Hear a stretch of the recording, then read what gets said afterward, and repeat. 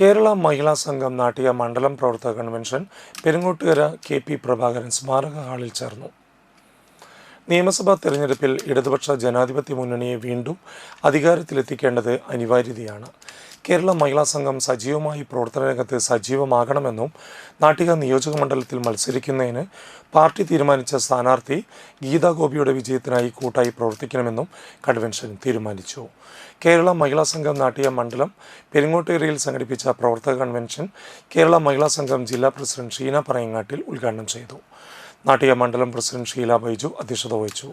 Secretary Jyothi Lakshmi Vasanthan, treasurer Seema Rajan, നിയുക്ത LDF സ്ഥാനാർത്ഥി Geetha Gopi, CPI മണ്ഡലം സെക്രട്ടറി KM കിഷോർ കുമാർ, ജില്ലാ എക്സിക്യൂട്ടീവ് അംഗം KP Sandeep, joint secretary Sajjana Parveen, ജില്ലാ കമ്മിറ്റി അംഗം സീന അനിൽകുമാർ, MV സുരേഷ്, മഹിളാ സംഘം സഹഭാരവാഹികളായ സീമ രാജൻ, സന്ധ്യ രാമകൃഷ്ണൻ, വസന്ത ദേവലാൽ, ഷീബ ലക്ഷ്മണൻ, ശുഭ സുരേഷ് തുടങ്ങിയവർ നേതൃത്വം നൽകി.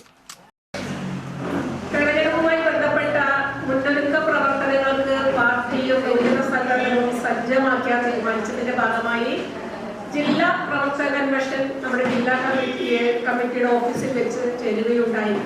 ആ കൺവെൻഷന്റെ തീരുമാനപ്രകാരമാണ് എല്ലാ മണ്ഡലം കമ്മിറ്റികളുടെ നേതൃത്വത്തിലും മഹിളാ സംഘത്തിന്റെ പ്രവർത്തക കൺവെൻഷനുകൾ നടത്താൻ തീരുമാനിച്ചത്. നാട്ടിക മണ്ഡലത്തിന് ഒരു പ്രത്യേകത കൂടിയുണ്ട് അല്ലേ? നമ്മുടെ ജില്ലയിൽ പാർട്ടി മത്സരിക്കുന്ന 5 മണ്ഡലങ്ങളിൽ നാട്ടിക മണ്ഡലത്തിലാണ് ഒരു വനിതാ സഖാവ് സ്ഥാനാർത്ഥിയായിട്ട് വരുന്നത്.